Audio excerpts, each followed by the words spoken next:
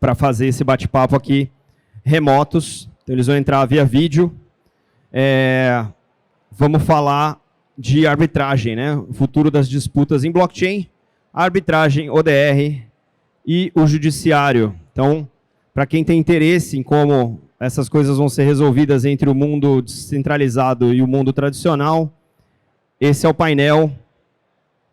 Vou deixar aqui com você, André, e vamos que vamos. Pessoal, se quiser já colocar o pessoal no telão, está liberado. Bom painel. Vão aparecer aqui para você também e o tempo ali para a gente acompanhar a eles ali. Muito bacana, obrigado. Bom painel, Gustavo. Ô, André.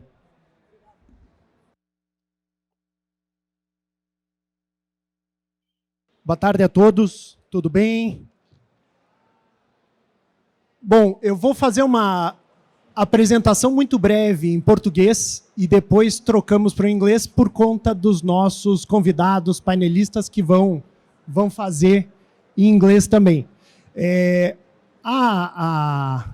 O painel de hoje diz respeito e tem por objetivo o futuro das disputas em blockchain.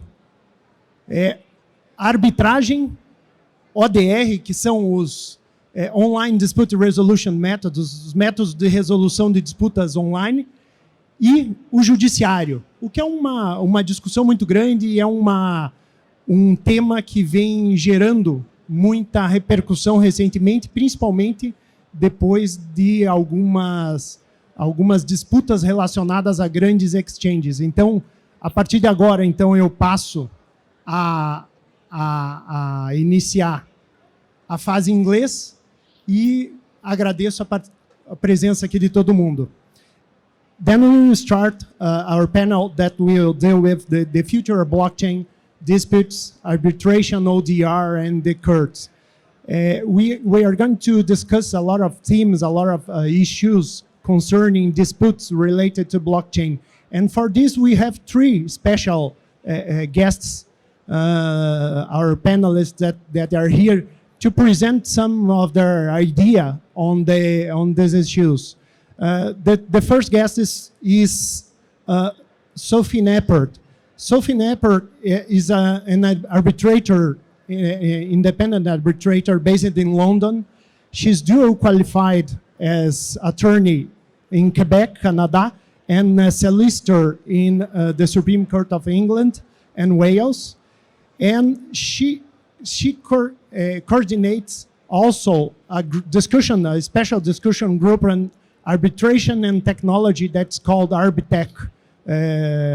And so Sophie has a lot to tell us about the team. Federico Ast is also our panelist. He is founder of Kleros. I don't know if you know Kleros, if you know the ODR, the blockchain dispute resolution platform Kleros. He's teacher on this team also in Argentina and other countries. And he is also a frequent speaker in decentralized justice. And last but not least, we have also our guest, Christian Perroni. And Christian is, let me see. Christian is PhD at UERJ, Fulbright Scholar at Georgetown Law Center with particular focus on international regulation and technology, LLM in international law of the University of Cambridge, and diploma in international rights law from the European University Institute. Christian is from Rio, but unfortunately, he was not able to be here in person. So I was chosen to be here in person, the only attorney to be thrown to the sea after the panel. So we can start with the discussion. And as an introduction, we have a lot of discussions concerning blockchain technologies and dispute resolution. The first one is how to tackle disputes concerning smart contracts. Smart contracts are automatically executed. How to enforce some award concerning blockchain when you don't know, when you have total anonymity on the parts, on the participants of some nodes. So for these and other questions that we are going to address during our panel, we are going to hear some points, some special and specific points from Federico, and after from Sophie, and after from Christian Perroni. And I start with Federico. Please, Federico. Okay, hello. Thank you very much for having me here. Federico, I am from Argentina. But we are not going to have disputes about football today with our fellow Brazilian friends. We're going to speak about a different type of disputes, and in particular, a different type of dispute resolution method that is called decentralized justice, and that Kleros is pioneering. So first, a bit of a context. So the economy is changing. Has been changing for a while since the internet, and we have now people doing all types of work, globally, freelancers, software, design, all that. And also since the advent of cryptocurrencies, we have people who can, make investments in projects happening everywhere in the world and under the form of cryptocurrencies, right? And this was not possible before. So the reality we have now is that the economy is becoming liquid. Work is becoming liquid, capital is becoming liquid. And this produces a number of situations that no one ever thought about when, the first, ideas about arbitration started in the 1950s, arbitration in the context of the UN, of course. Like this example where you have Alice, freelancer, entrepreneur from France, and she hires a guy from, Guatemala to make some video for her as a promotional video for her company. And then there is a dispute between her and the guy and Bob. And so, of course, she's not going to go to arbitration for like a job worth a couple $100, and that wouldn't even pay, the taxi to go to the hotel where arbitration typically takes place in international settings. So the reality of the world economy now is that we have a growing number of cases like this one, like small type of claims across jurisdictions. And then the capacity for resolving them is still growing not that fast, right? And so this creates a ever widening justice gap that we see in this chart. So how does Kleros work? So Kleros is an arbitrator built on blockchain. And let me just explain very quickly how this could be resolved. So let's say Alice makes the agreement with Bob, and then she makes a payment into a smart contract and that works as an escrow. And they both agree that if there is a dispute, Kleros is going to be the arbitrator. So funds will be locked into this contract until the situation ends. Either Bob produces a high quality work, or if she's not happy, she can send this to arbitration, and then the case is going to go to Kleros. And Kleros is going to select a panel of jurors who are going to analyze the case and vote who is right. Very important. Kleros is built on blockchain, in particular the Ethereum blockchain, and this helps make sure that no one can tamper with the process. No one can tamper with the evidence, and no one can tamper with the jury exactly as it was coded into the smart contracts. And this will give both parties the trust that the system is going to work exactly as expected. So jurors analyze the evidence, and they, let's say the majority say that Alice is right, and then Kleros makes a ruling, and then the smart contract releases the funds back to Alice, and then this ends the situation. So Kleros, a big part of Kleros, and one of the many innovations that comes from decentralized justice, is the idea that jurors who are going to be resolving the case are going to be under a very specific type of incentives coming from game theory. The guy you see on screen is called Thomas Schelling. He's a Nobel Prize in Economics 2005, and he's famous for his contribution to this discipline of game theory, in particular for a concept called focal point or Schelling point, as we know it today. I don't have time to go into the details now, but the important element here is that jurors who are going to resolve the case are going to make money if they resolve the case correctly, and they're going to lose money if they resolve the case incorrectly. So if you want, later we can discuss a bit more about this, how the system works. This is the innovative part. But the idea behind Kleros and this very different incentive system is that it can be way cheaper than traditional systems for dispute resolution. Like traditional ODR, of course, they are like mini trials over Zoom, let's say, and they, well, of course, this is better than going to court or going to arbitration hearing, because you don't have to move or you have to travel. But of course, this is like 20% more efficient. Kleros, with this different method for resolution, can be like 10x more efficient, 10x like faster, and with the transparency that it gets from blockchain, right? Use cases for Kleros, there are many.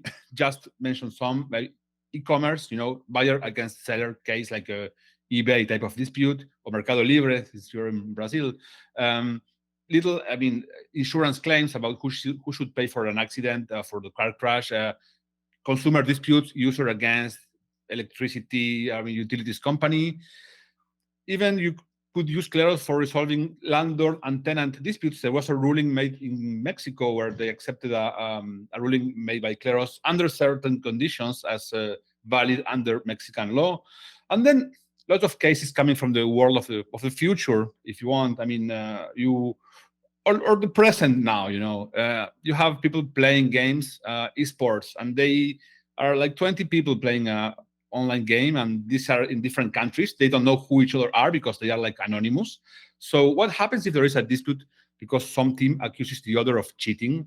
Of course, it's very hard to resolve this type of situation native from the internet age in like traditional courts or traditional arbitration settings. So this is the type of cases that require a resolution system like Kleros, which is like native from the internet age. And then if you want to go one step more, you have all of the metaverse type of disputes, people interacting with others in VR worlds where they don't know who the real person is, the real identity of other people, and they just interact with avatars. And there's going to happen lots of disputes in these settings. And this is also a place where Kleros can really be great for resolving claims. So I'm just finishing now. So the future of dispute resolution is probably going to be divided into three main areas. For like more simple situations, more objective type of claims, this is probably going to be resolved by machine learning or some automated method. But there are situations that are not very suitable for machines because machines don't understand context, they don't understand the intentions of agents.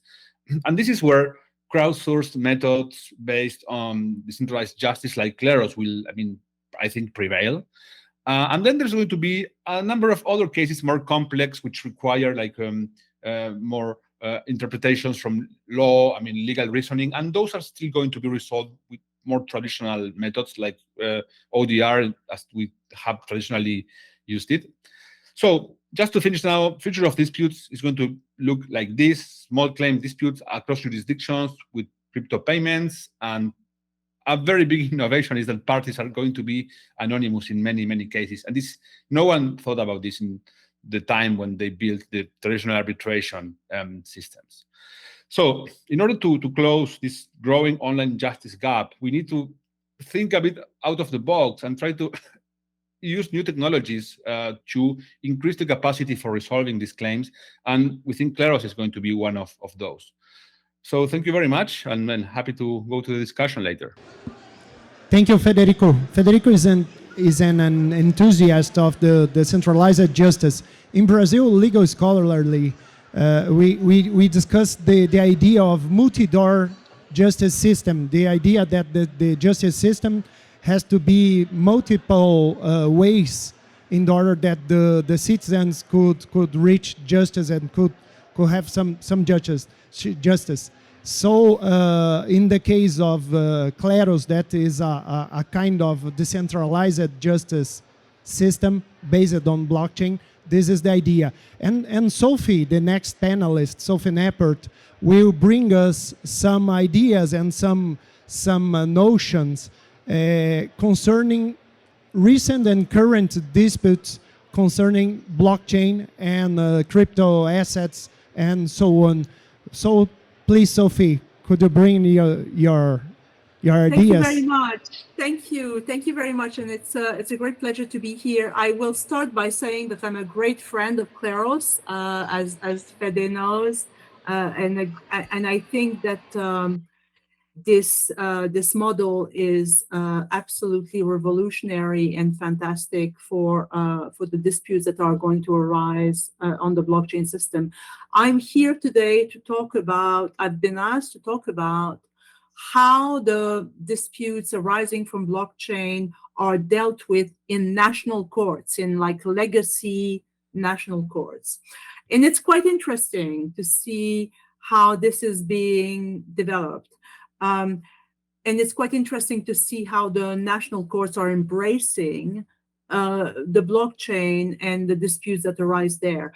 They are not trying to be in competition with any on-chain dispute resolution like Kleros, but insofar as those disputes come before them, then they're willing to embrace them and to find out a way to make this fair and to find a way to, especially in cases of crypto fraud, because we have obviously a lot of these frauds happening, wallets being hacked, crypto being taken away, and these are because Kleros is only a nascent, and we don't have many other dispute resolution systems on the blockchain, and so those who have lost the money in their wallets come to their national courts.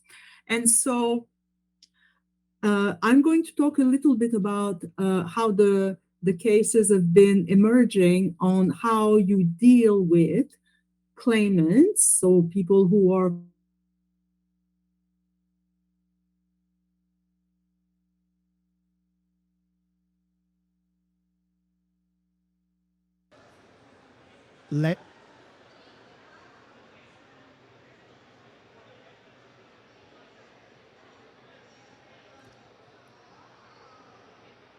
we are trying to connect them again.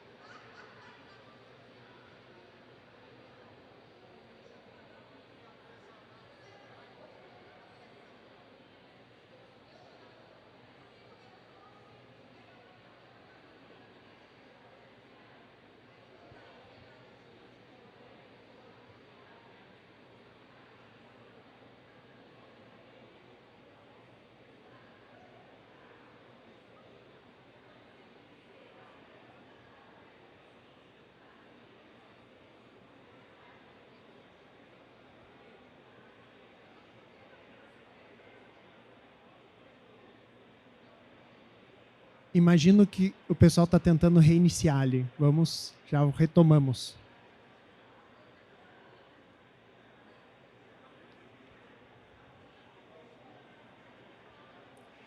E nesse meio tempo eu vou aproveitando aqui, enquanto eles não conectam, para a gente ir conversando. Por enquanto eles não estão conectados, em português, depois retomamos em inglês. Mas a ideia do painel é justamente trazer essa ideia, esses três visões, assim, uma visão de um mecanismo de resolução de disputas baseado em blockchain puro, que se aproxima um pouco de uma arbitragem, mas é uma arbitragem eletrônica e que foge um pouco da ideia de mecanismo de online dispute resolution, de ODR, por serem blockchain e por terem incentivos baseados em token. A própria Kleros, que é esse sistema, é uma DAO, então tem toda essa peculiaridade, assim, ele é tipicamente digital, nativo de blockchain. A Sophie vai tratar de algumas discussões que estão ocorrendo na Inglaterra já há 2 ou 3 decisões de cortes inglesas relacionadas a tokens, também de exchanges, também com retenção e não repasse de criptomoedas ou de desvio de criptomoedas. Então, ela deve falar sobre esses casos, deve falar também, eu não sei como ela programou o tempo, mas a ideia é aquelas disputas arbitrais relacionadas a Binance que estão sendo iniciadas no Tribunal Arbitral em Hong Kong, ou seja, é uma grande disputa, uma disputa, uma class action, uma disputa coletiva, uma ação coletiva em Hong Kong envolvendo a Binance e alterações nos seus criptoativos. E o Christian vai trazer também uma visão geral a respeito desses temas. Mas o fato é que, com o blockchain, a gente tem, enfim, todo o ecossistema e todos os ativos e tokens, você tem outras discussões e outras dificuldades. O que nós vemos muito no Brasil, e vocês devem acompanhar, é escândalos de pirâmide, escândalos de Ponzi, que são muito mais fraudes do que problemas relacionados a disputas de blockchain. A típica disputa de blockchain seria uma disputa que se relaciona e que tem relação direta com a existência de uma disputa com relação a tokens, uma disputa com relação à execução ou a existência e correto funcionamento de um smart contract, de uma programação de smart contract. Uma típica disputa, por exemplo, do blockchain seria uma disputa relacionada ao que aconteceu com o DAO.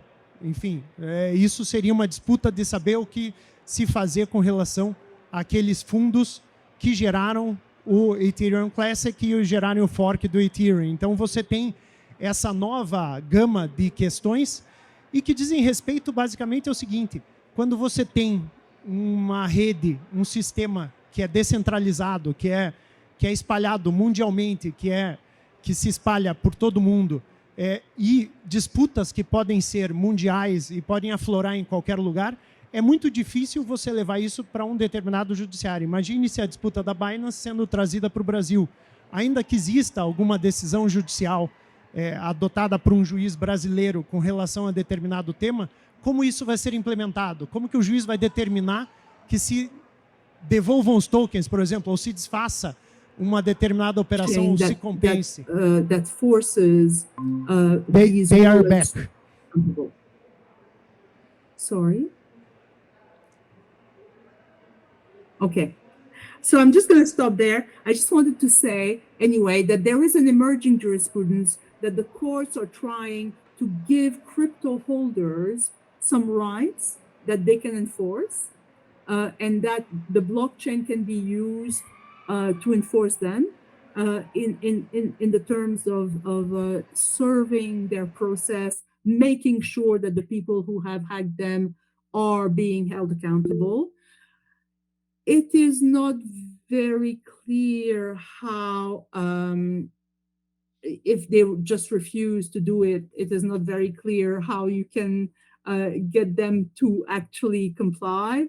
But we're at early days, but it's great to see that the national courts are getting on board and that they are recognizing crypto as a property and as something, a space to be reckoned with. Thank you. Thank you, Sophie. We have lost some part of the connection, but we got the last part. And but anyway, I will try to resort to revert to. If you want me to repeat anything, let me know. I'm sorry. If you want me to repeat anything, let me know. Okay. I will try to we'll try to catch up with with your ideas after Christian presents his ideas, and try to tie. We have a connection problem here, and when we lost part of your presentation. But Christian, if you can present then I'll try to come back to Sophie and try to discuss some of the issues that she had presented. Sure. Thank you very much, Andre. It was fantastic, and it's been A great pleasure to hear Federico and Sophie before, because they provide a little bit of the examples of some of the issues that I want to get in. Which is very, very interesting, because when we're talking about the future of dispute resolution, we're actually talking about muddy waters. So we actually don't know where it's going to go. And we just know that there are a lot of issues and a lot of problems that have to be discussed. So actually, my presentation will take a step back and say, what are the main tenets that we should look at when we're thinking about the future of dispute resolution? So both Fede and Sophie were very hands-on the problem and a little bit on the solutions. I'll be a little bit more on the theoretical part of the whole dispute. That's maybe because, well, as André have noticed, I am, besides being an international lawyer, which my PhD is basically about global technologies and jurisdiction. That's why I'm talking here with you today. But also, besides being an international lawyer, I'm also a researcher, actually the head of law and GovTech at ITS Rio, which is the Institute for Technology and Society in Rio de Janeiro. That's why I was supposed to be in Rio to a certain extent with you all, but unfortunately I was not able to be able to be with you today. Just to give a little bit about my background, as I mentioned, I'm an international lawyer, so think of that as my starting point on the discussion that we're having today. So I think when we're talking about the future of dispute resolution, particularly when we're talking about blockchain, we are talking about a global technology. We are talking about a very important discussion on how we actually manage a lot of the issues that come up with the fact that we are talking about, in most cases, a global setting, a global technology, cross-border disputes, as Fede just mentioned, and sometimes with anonymous people, as Sophie also mentioned. And on the other hand, most of what we do in terms of dispute resolution usually focus on national borders, national disputes. Most of our traditional ways of dealing with dispute has to be very narrow. So there are three main dimensions that I want to discuss with you today. They're basically the way I see the different tenets, what we have to look when we're going to discuss the future of dispute resolutions. So the first is the dispute itself. Which kinds of disputes will be able to be discussed, and under which kinds of norms we are going to discuss it. And as Fede very well put it in the end of his presentation, the different types of institutions and the different types of justice systems or judges that will be able to answer the questions. He mentioned AI, he mentioned obviously the platform that is pushing forward, and maybe other dispute settlement apparel as ODRs, or as Sophie, we're talking about an arbiter with us today, so arbitration as well is as an important possibility. And I know we are talking about disputes concerning blockchain or on the blockchain or based on decentralized, and my case study has nothing to do with that, but it has a lot of the situational aspects that I think they're going to be very important in the future. So I want to discuss with you a dispute that went in the oversight board, now previously Facebook oversight board, now Meta oversight board. And a dispute was about the suspension of former President Trump from the platform itself. The interesting aspect of this discussion is particularly important because it highlights a lot of the issues that we are talking about. First, without a dispute we are talking about, we could say that it is a basic contract dispute, so a private dispute, because we're talking about a user and a platform. So whether the terms of service of the platform have been terms of service, meaning sort of a contract in this case, but also a public dispute, because we are not talking only about a private matter, but also public matter, because discussing about fundamental rights like freedom of speech. Can you participate in the platform? But also governmental matter, because at the time, Mr. Trump was actually president of the United States, and also an international matter, because the global technology that is behind actually will have an impact much beyond the United States, but also it will have in the whole platform, which is global. So we have a dispute of is both private, public, governmental, international in many of these aspects.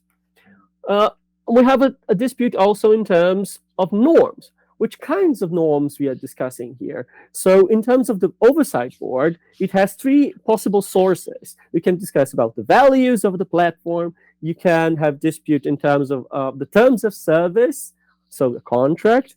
And the third will be international human rights norms. So all three are actually applicable, but it doesn't end the potential of norms applicable in this case. Why I say that? Because former President Trump also said that the board should actually look beyond that, or actually shouldn't look at those three sources of norms, and should look at American law, particularly constitutional law in the United States. So what we are talking here is what kinds of norms are going to be applicable in cases there are cross-border and in some cases global, and that have all these potential aspects in the dispute behind that. And the final aspect that I want to discuss with you is exactly the fact that which types of institutions can look at those cases.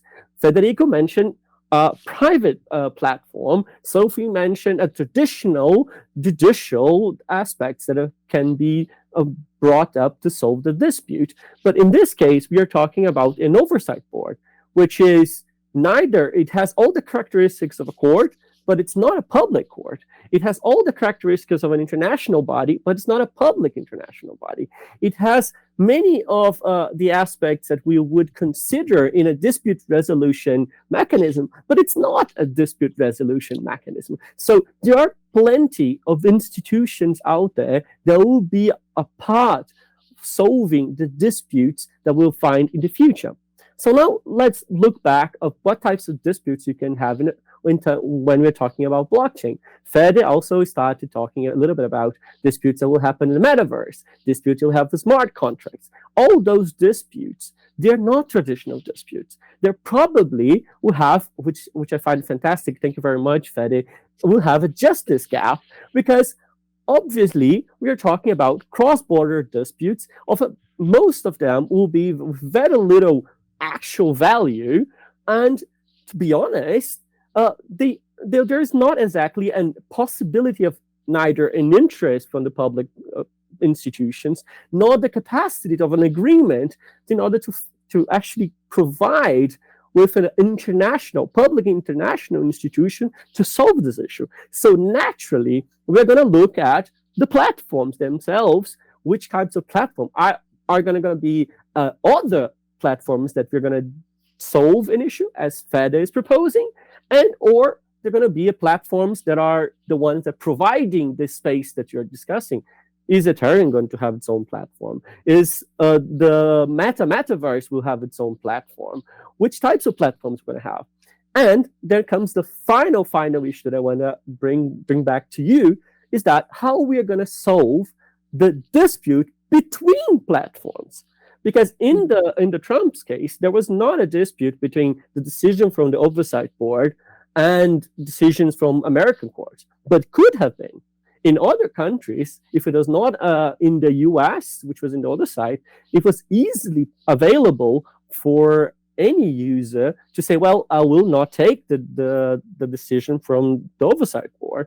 I will actually ask my courts, my country's courts, in order to decide. And what is going to happen when you have a private body, which doesn't have the same standing, solving issues, and a public body solving the same issue or solving against the decision of this private body.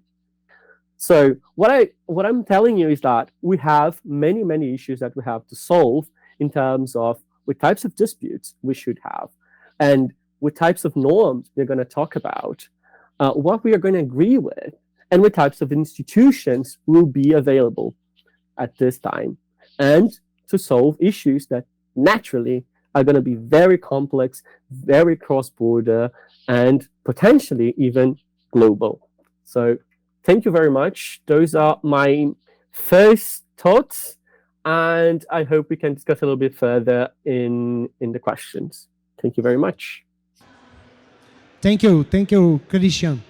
And to compensate the time that Sophie was disconnected, please, Sophie, could you try to make we still have 10 minutes for something like 10 minutes. You can resume your presentation and try to if you... not sure.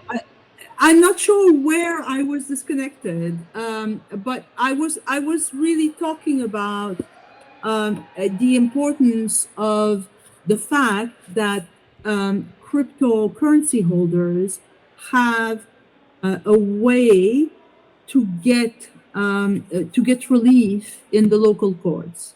I know that there is on the blockchain with Kleros and others a way to get relief, but if you have not bought into this, you are able to, as a crypto holder who has been hacked, you are able to go to state courts and actually try to get your money back. It's not easy. It's not easy because, as we've talked about, there is the anonymity, but the courts are not daunted by that. They will make an order against persons unknown. They will go and serve the papers on the email address, on the NFTs, in the wallets that have defrauded you. So that's really helpful, I think. At the same time, I completely understand that this is a mechanism that costs money, that takes time. It is not as good as what Kleros is offering, which is almost an instantaneous dispute resolution mechanism, but it's I think it's for a different purpose. I don't think if you have been hacked, you can go to Kleros. If you have been hacked, you need to go to a state court. What I wanted to say as well is that the state courts have many powers that are maybe not well known to the public, which is they can hear the person who has lost their money if they can show that there is an urgent reason to be heard. They can be heard without the defendant being present, and the court will hear them. And there are all sorts of procedural mechanisms to make sure that that is fair, but they can be heard as a matter of urgency. They can obtain a freezing order. They can obtain an order that whatever is in their wallet is not going to be tampered with, going to be sent to other people. The courts have ways to deal with that are very powerful. But we are, I would just say, we are at the very beginning of this world of dealing with blockchain. But it is, I would say, encouraging to know that if you are a crypto trader or someone who deals just their business on the blockchain, then you have relief in the local courts. I would also say, buyer beware, right? You are dealing in a space that is not regulated, and you are taking your own chances. Thank you. Thank you, Sophie.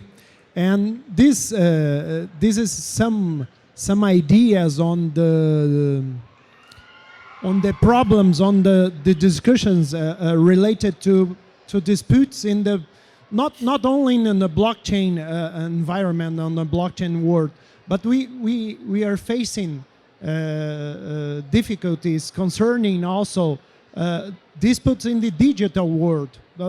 We have already disputes related to digital platforms that are passing for this same kinds of difficulties and challenges, and with the use of blockchain and with the broad use of blockchain networks, and consequently crypto assets and crypto money, cryptocurrencies. I think you're right. I think the big unknown at the moment is what is the place and the liability of those platforms, Binance, OpenSea. I mean, how are they accountable, if at all, to those who come and exchange on them and use them, and they have terms of use. Many of those terms of use have arbitration provisions, but those arbitration provisions do not necessarily relate to those who use the platform. And so that's a real interesting legal problem is, if you are a user of those platforms, there are arbitrations going on right now against Binance on the basis of those terms of use.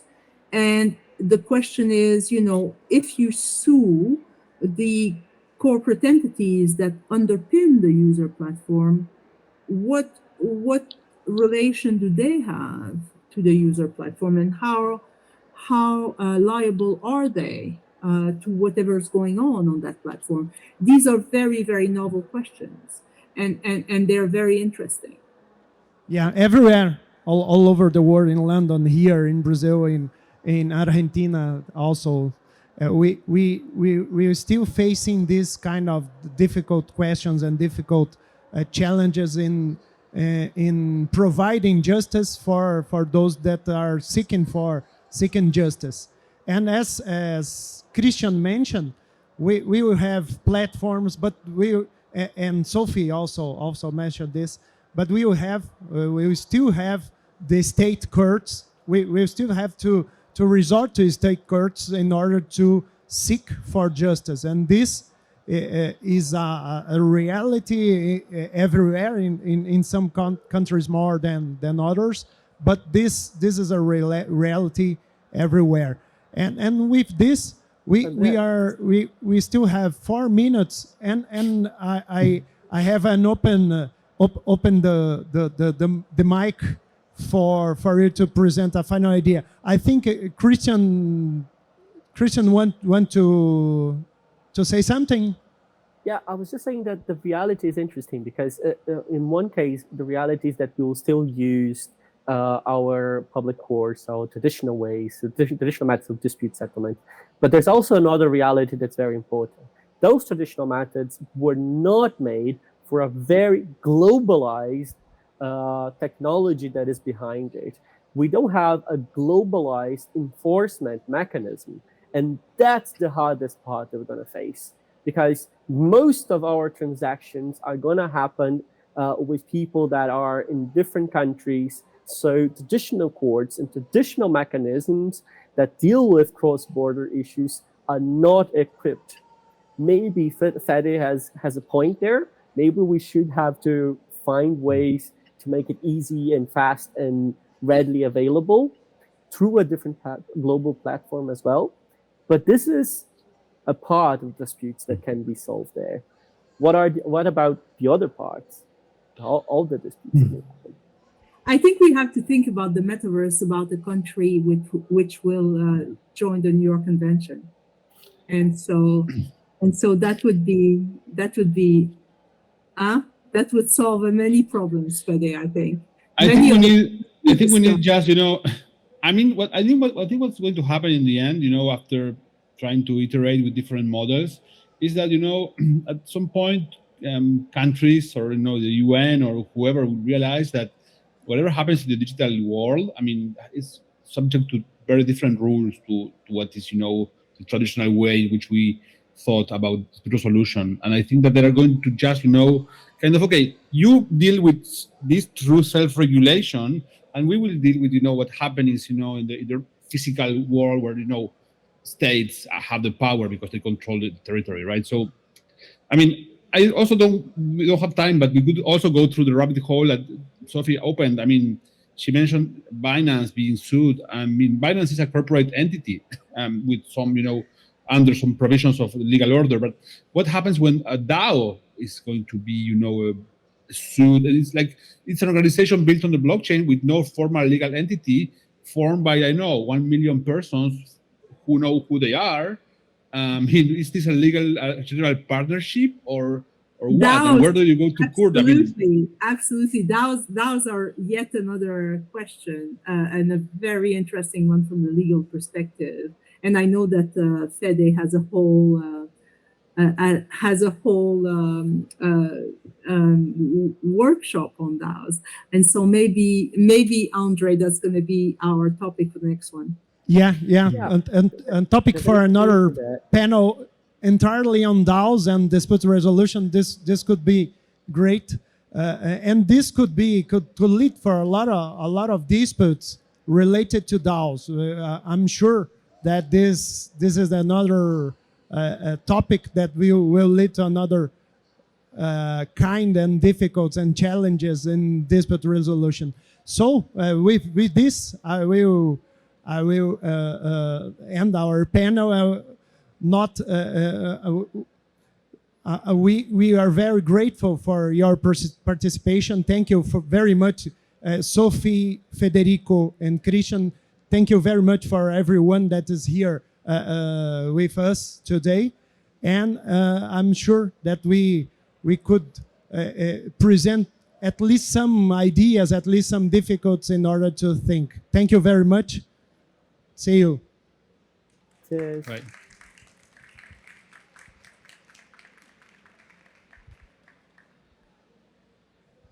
Muito obrigado a todos. Obrigado. Boa tarde. Obrigado. Deu tudo certo, né? Eu sei que caiu um pedacinho. Um pouquinho, não, mas depois deu pra... Tá ótimo. Deu tudo certo. Obrigado.